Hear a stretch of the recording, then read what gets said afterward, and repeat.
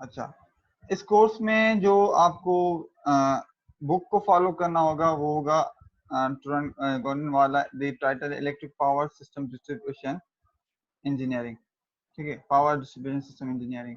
अच्छा, उसके साथ जो दूसरा रिकमेंडेड बुक है वो वीके मेहता का। ये दोनों का बुक आपको मैंने क्लासरूम में भी रख दिया है, तो आप वहाँ से भी उसको देख सकते हैं आप।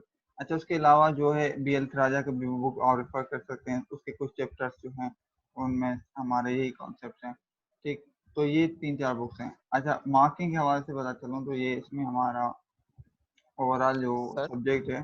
जी जी सर ये बुक्स जो हैं मतलब हम इन बुक्स शो यहाँ पे 3-4 सर, इनसे मतलब हम न्यूमेरिकल वगैरह थ्योरी इनसे मतलब पढ़े जी, मिक्स हमारे करके। मतलब कॉन्सेप्ट यहाँ जो टॉपिक्स कवर्ड हैं वो इन्हीं बुक्स के रेफरेंस से, साथ साथ स्लाइड्स भी हैं, मगर जो बुक है वो रेफर करने के लिए वो हमारे यही हैं।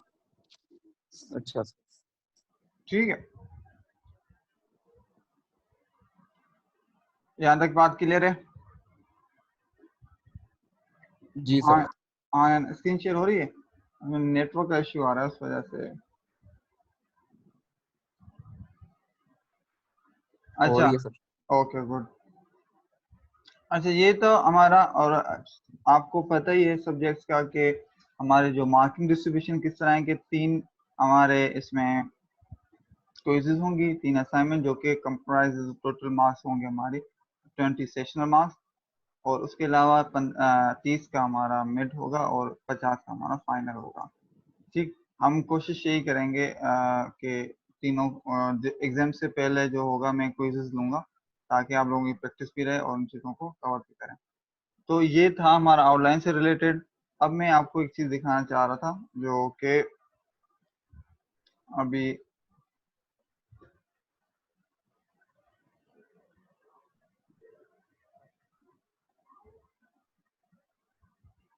आपको कुछ शो हो रहा है? यस सर हो रहा ओके गुड। अच्छा, ये एक वीडियो है पावर सिस्टम के हवाले से। पहले मैं जनरलाइज आपको इसमें दिखा दूं। ये एक वीडियो बड़ी बेहतरीन बनी हुई है, मैं उसको आपको चला रहा हूँ, उसको देखें कि पावर जनरेशन क्या है। अब पहला जो है हमारा, मैंने आपको कहा ना पावर सिस्टम में हमारे 3-4 चीजें इंपॉर्टेंट है। एक जनरेशन, फिर हमारा उसकी ट्रांसमिशन, फिर हमारी उसकी एट द एंड जो है ना कंज्यूमर की तरफ डिस्ट्रीब्यूशन होती है, फिर हमारा कंज्यूमर की तरफ वो एक्चुअली पावर कंज्यूम करता है। हाँ जी, हम जो इस पार्ट पे फोकस हैं ज्यादातर, ठीक है, हमारा ये कि डिस्ट्रीब्यूशन एंड यूटिलाइजेशन। तो पहले ओवरऑल फिनोमेना देख लेते हैं कि क्या होता है। तो पहले आते हैं जो न्यूक्लियर सॉरी जो पावर जनरेशन के डिफरेंट फॉर्म्स हैं, कौन कौन से हैं। एक तो हाइड्रल पावर है, सबको पता है, मतलब एक जो हम पानी से जिसको कहते हैं बिजली बनाते हैं, डैम्स के थ्रू हम बिजली बनाते हैं, एक हमारा फॉर्मेट है वो। दूसरा जो हमारे पास जो जैसे एनर्जी जनरेट की जाती है वो न्यूक्लियर पावर प्लांट, ठीक है। तीसरा हमारा जो गैस प्लांट या जिसको ऑयल प्लांट, ऑयल के थ्रू जो हम गैस बिजली जनरेट करते हैं। अच्छा, ये लाजमी नहीं है, ये 3 ही है, इसके अलावा भी हमारे पास दूसरे रीन्यूएबल एनर्जीज के जनरेट करने के हैं, जिसमें प्रोमिनेंट हमारा विंड है, सोलर जो आजकल जिसका बहुत ज्यादा ट्रेंड चल रहा है, ठीक है। ये हमारे 3-4 major source of generation, electric power generation है। इसके अलावा दूसरे भी पावर जनरेशन के सोर्सेज हैं, दूसरे भी रीन्यूएबल एनर्जी के सोर्सेज हैं, ठीक है, यहाँ तक लिमिटेड नहीं है। उनमें जिस तरह बायोफ्यूल का भी एक कॉन्सेप्ट है, उसके बारे में वो भी वहां से भी एनर्जी जनरेट होती है। हर किसी के अपने फायदे नुकसान with respect to business plan होते हैं। तो पहले हम देखते हैं इस चीज को, ठीक है। तो ये आपका एक जनरल सिस्टम है। अब जैसा ये अभी आ गया कि रिन्यूएबल एनर्जी के लिए विंड भी है, सोलर से भी हमारी एनर्जी जनरेट होती है, ठीक है। आवाज आ रही है मेरी क्लियर? जी सर। Okay good. अच्छा, ये इसके अलावा, अच्छा, पावर जो जनरेशन होती है उसको जो हमारे पास एक लिमिटेशन है, due to the insulation and design problem constants. हमारे पास पावर जनरेशन जो हम करते हैं यूजुअली वो 11 केवी तक है। 11 केवी का मतलब 11,000 वाट तक हम जनरेट कर सकते हैं जनरेशन से। अब पावर को सिर्फ हमें जनरेट नहीं करना होता, एक चीज में उसको फिर साथ साथ ट्रांसमिट भी करना होता है। तो ये भी हमें देखना पड़ता है कि हम ट्रांसमिट जब करते हैं तो क्या हमें इकोनॉमिकली पड़ता है, हम दूर तक ट्रांसमिट उसको प्रॉपरली इफिशिएंटली ट्रांसफर कर सकते हैं या नहीं कर सकते, क्योंकि मैक्सिमम हम जनरेशन ना 11 केवी तक कर पाए हैं, ठीक है अभी तक। तो यहाँ तक बात क्लियर हो गई सर। अब्दुल रहमान? जी सर। ओके, यहाँ तक बात क्लियर होगी। अच्छा, जनरेशन 11 केवी तक हो गई। अब जनरेशन 11 केवी तक होगी तो उसके लिए क्या करना पड़ता है, पावर को ट्रांसमिट करने के लिए हमें क्या करना पड़ता है, पावर को उसका जो वोल्टेज है अपग्रेड करना पड़ता है, बढ़ाना पड़ता है।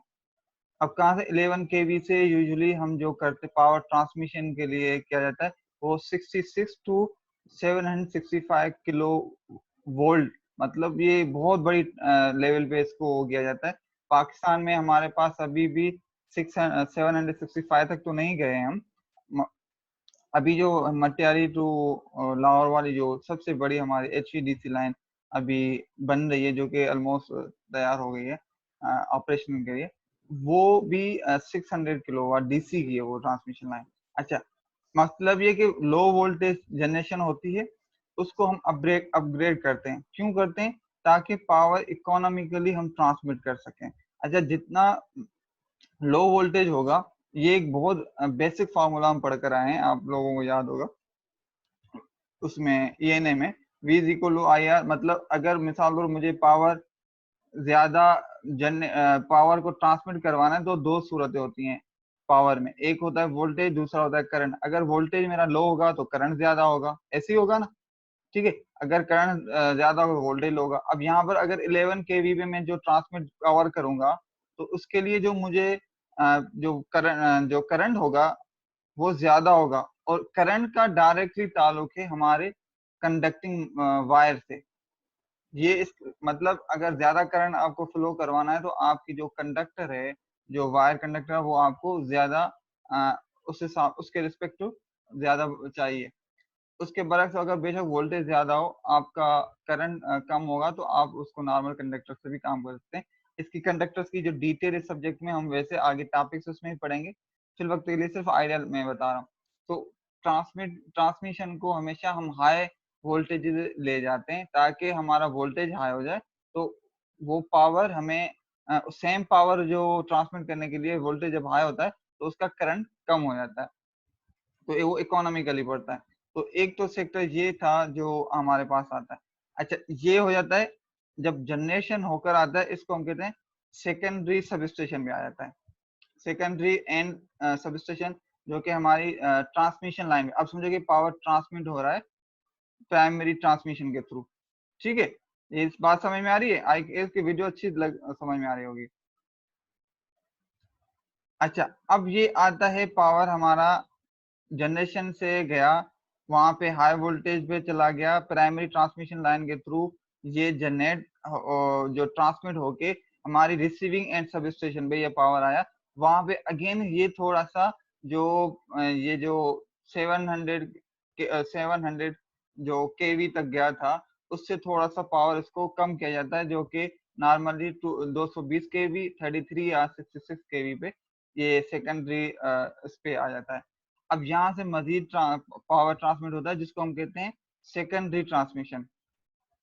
अच्छा, यहाँ पे पहुंच के सेकेंडरी जो सब स्टेशन पे जब पहुंचता है, अब यहाँ पर हमारे पास डिस्ट्रीब्यूशन का पार्ट शुरू होता है।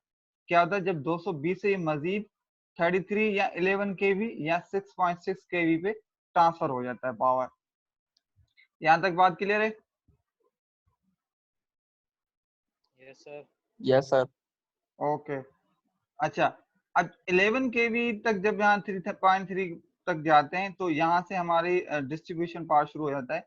तो पहले जो लार्ज कंज्यूमर्स हैं, लार्ज कंज्यूमर्स में हमारे पास जाहिर बात है ये घर तो नहीं आते, मगर इंडस्ट्रियल कंज्यूमर्स होते हैं ना, जिस तरह इंडस्ट्रीज होती हैं, जिस तरह हमारे कराची या साइड वगैरह है या कोरंगी के एरिया हैं जहाँ पे बड़ी बड़ी इंडस्ट्रीज हैं, उनकी पावर रिक्वायरमेंट बहुत ज्यादा होती है। तो वो 220 या 440 पे नहीं, उनकी जो वो वोल्टेज भी ज्यादा चाहिए होते हैं, करंट पावर भी ज्यादा चाहिए होता है।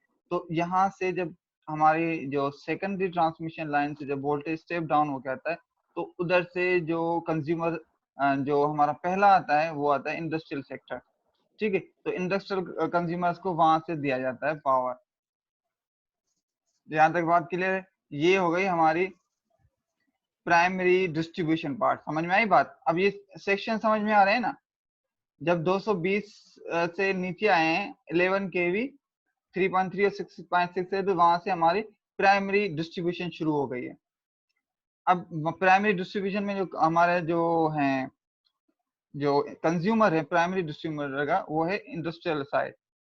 फिर इधर से मजीद हमारा जो डिस्ट्रीब्यूशन ट्रांसफार्मर के थ्रू अगेन इस पावर को 1.1 को 11 केवी को 3.3 या 6.6 को और भी कम किया जाता है 220 या 440 पे। ये पार्ट समझ में आ गया? अच्छा, अब यहाँ पर पहले जो 3 फेज और 4 वायर या स्पेस सिस्टम में कन्वर्ट हो जाता है वोल्टेज। ठीक है, हाँ या ना?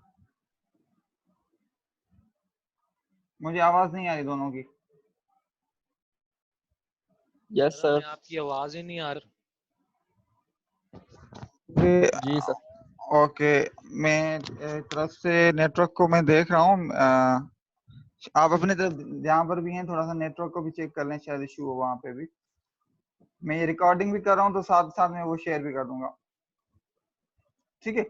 अच्छा, अब यहाँ से हमारा जो वोल्टेज डाउन होगा टू दी एंड यूजर, जो एक्चुअली हमारा कंज्यूमर है, जो कि हम खुद भी हैं, जहाँ पर जाएगा हमारा पावर। ठीक है, जो कि सेकेंडरी डिस्ट्रीब्यूशन हमारी हो गई यहाँ पर। अच्छा, ओवरऑल अगर समरी देखें, इसका वन लाइन डायग्राम बनाए तो ये आपके पास पूरी समझ आ गई। ठीक है, ओके अब्दुलरहमान, समझ गया मैं बात आपकी। तो यहाँ पे समझ में आई बात? डिस्ट्रीब्यूशन, सॉरी जनरेशन, ट्रांसमिशन हमारी हुई। ठीक है, जो प्राइमरी ट्रांसमिशन, सेकेंडरी ट्रांसमिशन, फिर प्राइमरी डिस्ट्रीब्यूशन, फिर सेकेंडरी डिस्ट्रीब्यूशन, और लास्ट में हमारे पास यूजर एंड यूजर पे आ गया। अच्छा, ऑब्वियस ही बात है, जो हम जो है ना ट्रांसमिशन जो यहाँ पर उसको नहीं पढ़ रहे, हम डिस्ट्रीब्यूशन पे फोकस है हमारा हमारा साइड। तो हम पूरा जो इस साइड पे रहेंगे, ये एक पूरा ट्रांसमिशन का एक अलग सब्जेक्ट है। तो आई होप के पूरा सिस्टम का एक आइडिया अच्छे तरीके से हो गया होगा। इस फिगर से, इस वीडियो से आपको आइडिया हो गया कि हमारा पूरा सिस्टम का स्ट्रक्चर किस तरह है। अब अभी तक किसी को कोई क्यूरी हो तो मुझसे सर पूछ ले। अगर मैं आपसे पूछूंगा भाई सेकेंडरी जो हमारे पास ट्रांसमिशन और प्राइमरी डिस्ट्रीब्यूशन कहाँ से स्टार्ट होती है, तो आप क्या कहेंगे?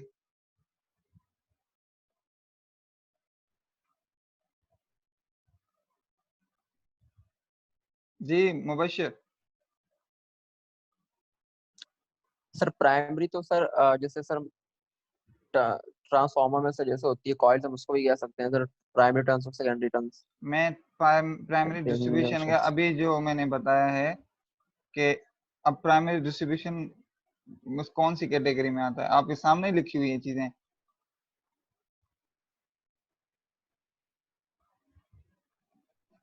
ये क्या लिखा हुआ है? सर। 33 सर 11 ये केवी से लेके जो हमारे पास जब इतने हमारे पास डिस्ट्रीब्यूट हो रहा होता है इस लेवल पे, तो ये हमारे कहलाते हैं। Step down transformer. ठीक है, ये हमारी कहलाती है प्राइमरी डिस्ट्रीब्यूशन। जब 33 11 केवी या 66 केवी पे जो हमारे पास लाइन जा रही होती है, और जो जी जी सेकेंडरी जी होती है सर। जो हमारे एक्चुअल में घरों में आ रही होती है, जो 220 जिसको हम कहते हैं, एक्चुअल में 220। 230 होता है जो, और 3 फेज में 4 के वो होता है, वो हमारे पास होता यस है सर। हमारा सेकेंडरी डिस्ट्रीब्यूशन। तो ठीक है, जी अब यहाँ पे इस तरह के क्वेश्चंस जो एग्जाम्स या क्विजेज में ऐसे ही होंगे। ऐसे नहीं होंगे कोई ऊपर से उनमें बाहर से चीजें नहीं होंगी, इसी तरह से ग्राफ जो हम पढ़ रहे हैं इनसे होगी। तो ओवरऑल जो सेक्टर है उसको समझ लेना चाहिए कि ये पूरा है क्या। जी सर। ओके, अभी तक किसी को क्यूरी हो इसमें से किसी भी सेक्शन में तो मुझसे पूछ सकता है, अगर नहीं तो फिर मैं आगे बढ़ूं। No sir. सबको क्लियर है सारी चीजें? Yes sir. Okay good. अच्छा, अभी आपके सामने शेयरिंग हो रही है? नहीं सर, अभी शो नहीं हो रही स्क्रीन। ओके,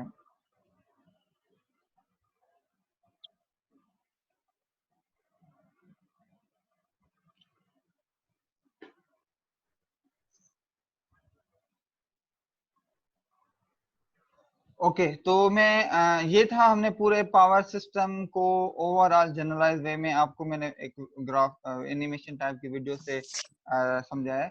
तो ये समझ में आ गया। अब आपको आइडिया होगा कि हम पावर के किस सेक्शन को स्टडी कर रहे हैं। ठीक है, तो ये अच्छा, मैं जो स्लाइड्स यूज कर रहा हूँ सर मोहम्मद उजैर के हैं। उन्होंने असिस्टेंट प्रोफेसर रहे हैं अहमद यूनिवर्सिटी में, भी ऑस्ट्रेलिया में पढ़ रहे हैं। उनके स्लाइड्स को मैं फॉलो कर रहा हूँ। ठीक है, अच्छा, तो हम आते हैं पाकिस्तान के हिसाब से देखें तो पाकिस्तान में मेजरली कौन कौन से पावर टाइप्स के होते हैं। हम जनरली भी देखें तो ये 3-4 टाइप्स हैं जो मेजर हैं। अच्छा, लाजमी नहीं है, यहाँ तक महदूद हूँ, मगर मेजर जो पावर के जो जनरेशन के हैं वो ये फॉर्म्स हैं। इसके अलावा जो दूसरे होते हैं, मतलब सी से टाइडल एनर्जी का भी एक फॉर्मेट है। यूजुअली वो पाकिस्तान में इतना नहीं है, बाकी ममालिक में, बाहर ममालिक में इस चीज की भी प्रैक्टिस होती है, मगर वो भी एक जनरेशन। अच्छा, बायोफ्यूल का है, जियोथर्मल जो एक एनर्जी जनरेशन का सिस्टम है। ठीक है, और सोलर भी हमारे पास। तो एक तो हमने सिर्फ सोलर को समझा है कि सिर्फ एज ए सोलर प्लेट के थ्रू, मगर सोलर का एक दूसरे फॉर्म से भी एनर्जी जनरेशन होती है। ठीक है, सोलर थर्मल एनर्जी जनरेशन, ये समझ में आ रहा है? सर जी सर। ये सुना हुआ है, इसके बारे में क्या आइडिया है बताएं। सर ये मेजर टाइप है सर पावर प्लांट्स की, जो सर हैं भी यानी कि पाकिस्तान में। तो जैसे थर्मल पावर प्लांट हो गया, hydroelectric power plant, nuclear, wind and solar power. Sir तो ये थर्मल पावर प्लांट तो सर स्टीम टरबाइन, मतलब हम कह सकते हैं जैसे कि स्टीम टरबाइन सर प्लांट होता है सर, मतलब फर्नेसिंग होती है सर ऑयल की, नेचुरल गैस वगैरह सर वहाँ पर होती है, कोल वगैरह। Sir hydroelectric power plant sir जैसे डैम में सर होते हैं, उसमें सर हम कह सकते हैं डैम टरबाइन वगैरह में। सर न्यूक्लियर पावर प्लांट जो है फिशन ठीक है, रिएक्शन मैं सर वो हो मैथ की सकता है। चीज वो ठीक है, वो तो है, हो सकता है क्या है। पाकिस्तान पे जी जी कैनप में जो न्यूक्लियर पावर प्लांट्स हैं, ठीक है, उनके विंड जी जी के सर। हमारे पास है जंबीर विंड पावर प्लांट का हमारा कंप्लीट। उसके अलावा भी हैं। अच्छा, कायदम सोलर पावर प्लांट जो है हमारा। अच्छा, सोलर का एक सोलर थर्मल। अच्छा, ये समझो कि आपकी एक रीडिंग असाइनमेंट है, सोलर थर्मल पे जाके खुद सर्च करके सिर्फ आधे पेज की मुझे एक बताएं कि एक में ये होता क्या है। समझ में आई ठीक बात? है सर। जी सर। ये मुझे करके आप ईमेल कर देंगे दोनों कि ये एक्चुअल में है क्या चीज। बस नो होना लाजमी है हर चीज का। तो ये हैं हमारे मेजर पावर से। अच्छा, इसके अलावा जो हमारे पास, देखो, जब आप इलेक्ट्रिकल इंजीनियर बनेंगे तो आपको पता होना चाहिए कि कौन सी चीजें कौन कौन। तो हमारे पास एक जो पावर सेक्टर में जो मेजर हमारी ट्रांसमिशन और डिस्ट्रीब्यूशन का काम करते हैं वो एनटीडीसी सुना हुआ है, जो कि इस तरह जी की सर। हमारे टोटल कितनी जनरेशन है, क्या है, इंस्टॉल कैपेसिटी कितनी है, ईयर वाइज पूरी स्टेटिक्स वो रखती है। उसको आप नेट से अगर सर्च करेंगे उनकी वेबसाइट से भी, पावर सिस्टम स्टेटिक्स तो आपको मिल जाएगा। अच्छा, क्योंकि ये स्लाइड्स थोड़े से अर्ली टाइम की हैं तो ये पहले ही बनी हुई हैं। मैं आपको इसको रिसेंटली वाली अपडेट दिखाता हूँ, ये वाली। अच्छा, ये जो रिपोर्ट है ये भी इनकी रिसेंट रिपोर्ट है, मार्च 2020 की। ये नजर आ रही है? जी सर। ओके, ठीक है, गुड। अच्छा, ये हमारी है national transmission and dispatch company, जो कि एनटीटी से हमारे पूरे नेशनल ग्रिड को जो देख रही है, जो उसको मॉनिटरिंग वगैरह सारा। अच्छा, इसकी ये रिपोर्ट है, इसमें हमारे पास हर चीज मिलती है। मतलब जो पावर से रिलेटेड जितनी भी स्टेटिक्स होती हैं कि किस ईयर में क्या है, वो सारा रिकॉर्ड रखते हैं और ये अपनी वेबसाइट पे शेयर भी करते हैं पब्लिक डोमेन पे। ठीक है, इसमें हमारे पास ये क्या क्या चीजें बताते हैं कि ये इंस्टॉल कैपेसिटी कितनी है, जेनकोस की कितनी है, आईपीपीस की कितनी है। आईपीपीस का क्या आइडिया है बताए? Sir IPPs. जी, आईपीपीस होता क्या है? अक्सर आजकल न्यूज पे इनका काफी वो क्या कहते हैं कि चल रहा है, ट्रेंड चला है, इनका अक्सर जिक्र होता रहता है रिसेंट व्यू में। तो उसका कुछ मुझे बताएं, आईपीपी आपके ख्याल में क्या है? सर आईपीपी सर इसका पावर सबसे जनरेशन से इसका सर लिंक है ना, इधर पावर जनरेट करना सर, इसको हम कह सकते हैं आईपीपी, या जो है सर करंट सप्लाई करने से ट्रांसमिशन लाइंस में। नहीं, वो तो पावर जनरेट ही कर रहे हैं, आधारी बात है, जी मगर वो कौन से जी हैं? इस तरह तो पावर तो जनरेशन मिसाल दौर आपके पास गवर्नमेंट भी कर रही है, मगर आईपीपी उनका अलग नाम क्यों है? सर इंडिपेंडेंट पावर प्रोड्यूसर्स कहते हैं ना सर इसको। ठीक है, ठीक है, ठीक है, ठीक है। अच्छा, सर मतलब कि जैसे ये प्राइवेट जिसको नॉन हम कह रहे हैं, जो प्राइवेट साइड से जो दूसरे पावर जो होते हैं इंडिपेंडेंट अपना पावर जनरेट करते हैं, वो फिर सेल करते हैं पावर को। ठीक है, उनके फिर टर्म्स एंड कंडीशन है, और इस तरह गवर्नमेंट की एक पॉलिसी आती है, उसको जिसको पावर पॉलिसी कहते हैं।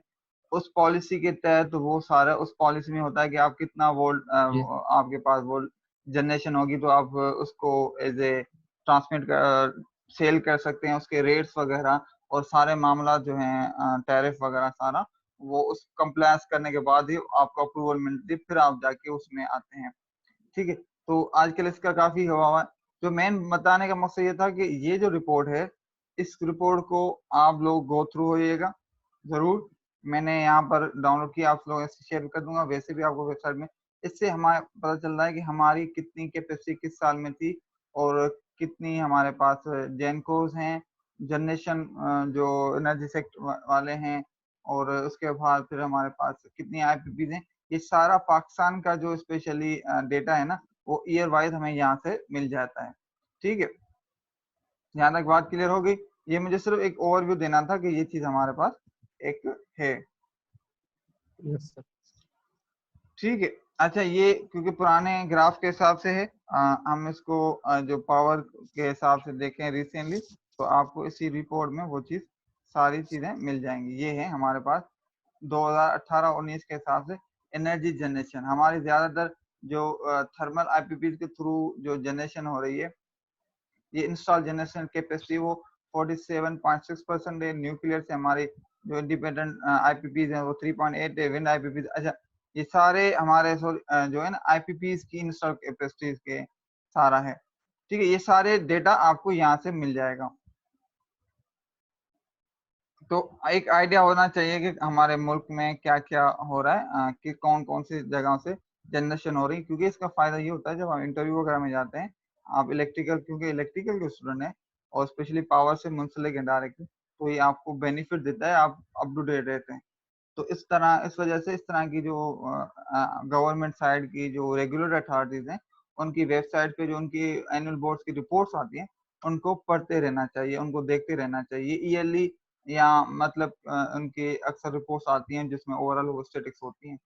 ठीक है, इस तरह एनर्जी के हवाले से हमारा जो अल्टरनेटिव एनर्जी के हिसाब से एक AEO अल्टरनेटिव एनर्जी बोर्ड होता है। ठीक है, अगेन ये वो एनटीटीसी से हमें जो पता चलता है कि हमारी कमर्शियल, इंडस्ट्रियल, एग्रीकल्चर और अदर में एनर्जी कंजम्पशन ट्रेंड क्या है। ठीक है, और ये जी हमारे सर। ये जो मेजर आईपीपीज है, इंडिपेंडेंट पावर प्रोजेक्ट्स जो हैं, उनके 2015 तक जो थी, ये सारी डेटा आपको रिसेंट अपडेटेड जो है, जो अभी मैंने ग्राफ दिखाया और रिपोर्ट दिखाई, उसमें मिलेगा। ठीक, यहाँ तक बात क्लियर है? Yes sir. Okay, Abdul Rahman कहाँ गया? सर शो नहीं हो रहे। Okay, good. चलो उसको देख लेंगे रिकॉर्डिंग। अच्छा, ये था ओवरऑल, हमने जनरल देख लिया कि हमारा पावर सिस्टम क्या होता है, उसको एक क्विक हमने जनरल देख लिया था।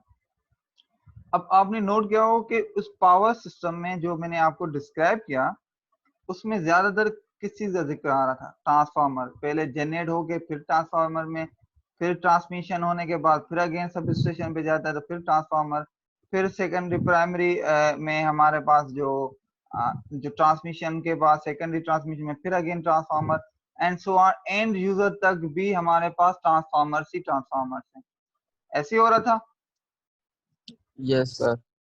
मतलब इसका मतलब है कि ट्रांसफार्मर ऐसी कोई चीज है जिसको पढ़ना लाजमी है। इससे ये तो आइडिया जरूर हो गया, मतलब इतनी इंपॉर्टेंट चीज है पावर सिस्टम में इस चीज की कि इसको जरूर पढ़ना है। तो आते हैं चलो ट्रांसफार्मर की बेसिस का, भाई है क्या चीज जो हर हर काम में आगे। तो ये ट्रांसफार्मर एक ऐसा डिवाइस है, इक्विपमेंट है, जिसका मेन काम ये है कि जो लो वोल्टेज से हाई वोल्टेज कर देता है, हाई वोल्टेज से लो वोल्टेज कर देता है। क्या चीज समझ में आई? Yes sir, low to high और हाई टू लो वोल्टेज किस चीज को? कन्वर्ट कर देते सर। ट्रांसफार्मर में जो है इनके जो होते हैं ना सर, प्राइमरी और सेकेंडरी सर, ये high to low, low to high voltage पे कन्वर्ट हो जाते हैं। वोल्टेजेस, ठीक है। जी। ठीक जी है। Sir, voltage. अच्छा, इसका फिर यहाँ पे सवाल ये आता है कि भाई इसका वर्किंग प्रिंसिपल क्या है, मतलब ये कैसे कर लेता है, ऐसा क्या इसके पास है। ट्रांसफार्मर को ये कहा जाता है ये अक्सर कि ये इलेक्ट्रिकली फिजिकली मतलब आइसोलेटेड डिवाइस है, मतलब ये ऐसा सिस्टम है कि फिजिकली कनेक्टेड नहीं होता। जिस तरह फॉर सपोज आप घर में अभी आपको आयरन चला रहे हैं, आयरन फिजिकली आपको कनेक्ट करनी पड़ेगी इलेक्ट्रिकल नेटवर्क से, तब जाके आपके पास करंट आएगा ना। मगर ट्रांसफार्मर एक ऐसा साइट है, वो क्या करता है, जो इसके पास इनपुट और आउटपुट ये फिजिकली कनेक्टेड नहीं है इंटरनली। ये बात समझ में आई या नहीं? ये यस सर। ठीक है, गुड। अच्छा, अब्दुल रहमान आवाज क्लियर है अब? जी सर। Okay, good. अच्छा, तो अभी ये जो डिस्क्राइब कर रहा था इससे पहले जो हमने लिखी थी वो रिपोर्ट एनटीडीसी की रिपोर्ट्स के हवाले से मैं बता रहा था। मगर पावर सिस्टम में जो हम डिस्क्राइब देख रहे थे, जो मैंने आपको एक एनिमेटेड वीडियो दिखाई थी अभी जिसमें सारा डिस्क्राइब हो रही थी, उसमें मेजर कंपोनेंट क्या था हमारा, ट्रांसफार्मर। तो हम उसकी बेसिक्स को भी देख रहे हैं। ट्रांसफार्मर के बेसिस के में क्या है कि इनपुट जो प्राइमरी, अच्छा इसमें जो दो साइड होती है, एक को हम कहते हैं प्राइमरी साइड, दूसरी को हम कहते हैं सेकेंडरी साइड। अच्छा, जो जिस साइड पे हम इनपुट देते हैं उसको हम प्राइमरी कह रहे हैं, जिस साइड से हम आउटपुट ले रहे हैं उसको हम सेकेंडरी साइड कह रहे हैं। आज इसकी जो रिलेशनशिप है, मतलब रिलेशन जो इक्वेशन है वोल्टेज और करंट का, प्राइमरी का और सेकेंडरीज का, वो कुछ इस तरह है, ये आपके सामने।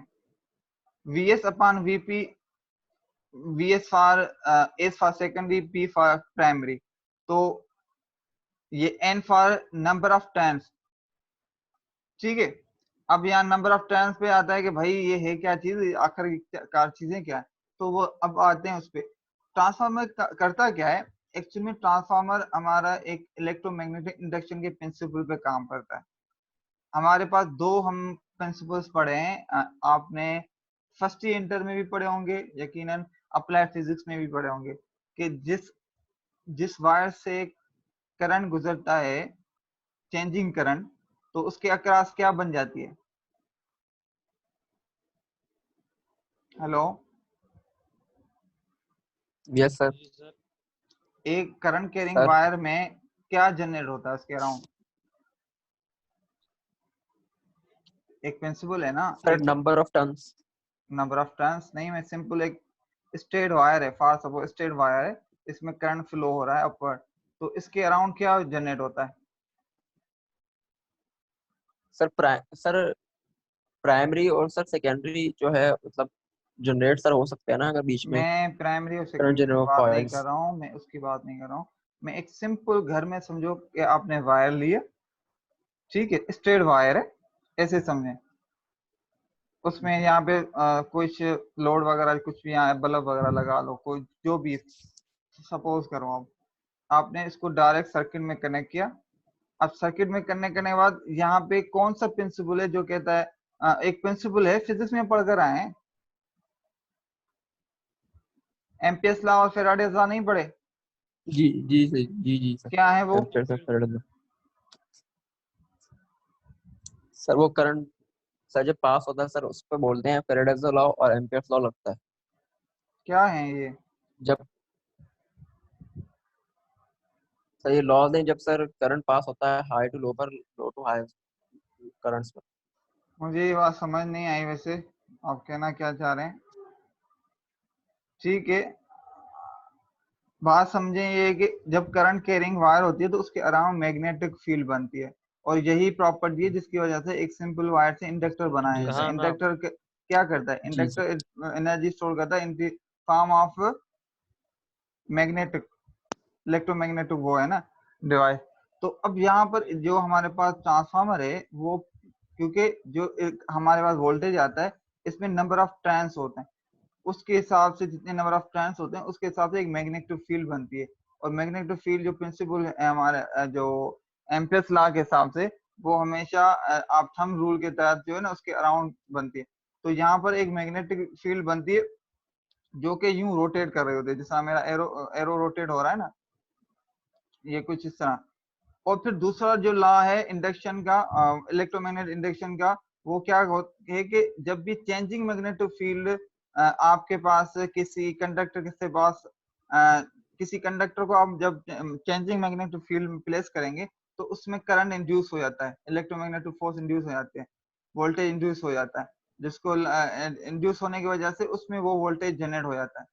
और वो इंड्यूस वोल्टेज है वो डिपेंड करता है आपका नंबर ऑफ टर्न्स पे। मतलब जो हम कह रहे हैं ना transformer up end voltage up and down करता है, तो उसका जो मेजर जो की है या कोर है वो है उसके नंबर ऑफ टर्न्स। मतलब अगर आप प्राइमरी में जितने नंबर ऑफ टर्न्स हैं, सेकेंडरी साइड पे उससे ज्यादा आप नंबर ऑफ टर्न रखेंगे तो आपका वोल्टेज जो है वो प्राइमरी से ज्यादा होगा। और ये जो इक्वेशन है ये वही बता रहा है कि ये जो डायरेक्ट रिलेशन बता रहा है कि आप अगर जो प्राइमरी साइड पे जितना आपके नंबर ऑफ टर्न्स हैं उससे ज्यादा अगर सेकेंडरी साइड पे होंगे तो सेकेंडरी साइड का वोल्टेज ज्यादा होगा। तो इसका मतलब क्या हुआ? अगर मैं कहूँ एक ट्रांसफार्मर स्टेप डाउन ट्रांसफार्मर है तो उसमें प्राइमरी साइड पे नंबर ऑफ टर्न्स ज्यादा होंगे या सेकेंडरी साइड पे? अब्दुल रहमान, जी सर। मैंने अभी जो चीज डिस्क्राइब की है नंबर ऑफ टर्न्स के हिसाब से, तो वो मैं पूछ रहा जी हूँ कि अगर फॉर सपोज मैं कह रहा हूँ एक ट्रांसफार्मर है स्टेप डाउन, तो स्टेप डाउन में जो सेकेंडरी साइड है उसके नंबर ऑफ टर्न्स ज्यादा होंगे या कम होंगे विथ रिस्पेक्ट टू प्राइमरी के?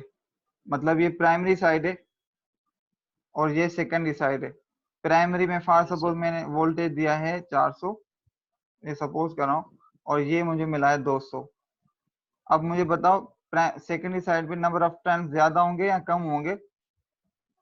क्या होंगे सर, इस सर प्राइमरी के कम साथ? होंगे। क्यों कम होंगे?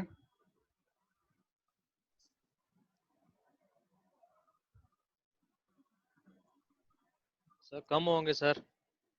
ठीक है, मैं पूछ रहा हूँ रीजन बताएं।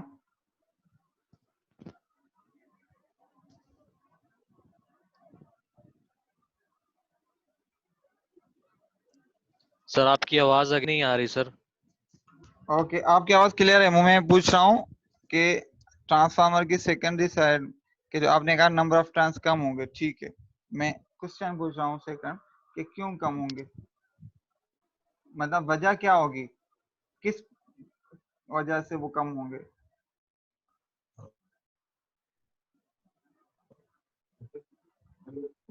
ओके, अच्छा एक बात सुने, अभी ये जो है ना जूम की 40 मिनट की लिमिट होती है, वो सेशन खत्म हो जाएगा तो मैं दूसरा लिंक भेजूंगा तो उसको ज्वाइन कर लीजिएगा उसी टाइम। ठीक है, तो यहाँ तक बात समझ में आ गई? तो ये है हमारी प्राइमरी इक्वेशंस यस और सर। ये है हमारे उसके। अच्छा, जी एक सर। चीज यहाँ पे जो नोट करने की है वो है कि ये जो नंबर ऑफ ट्रांस अगर प्राइमरी के ज्यादा होंगे तो प्राइमरी करंट जो है और सेकेंडरी करंट इनका आपस में रिलेशन इनवर्स है। ये जो आप देख रहे हैं ना, इस चीज को याद रखिएगा।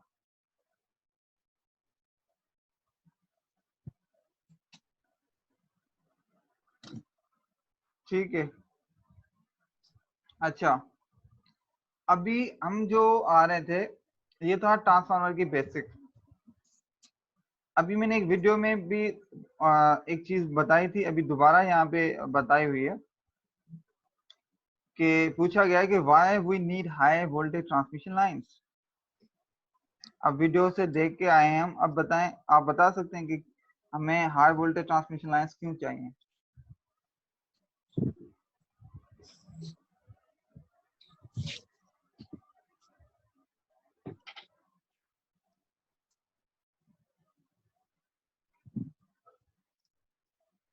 आपकी आवाज नहीं आ रही मुझे।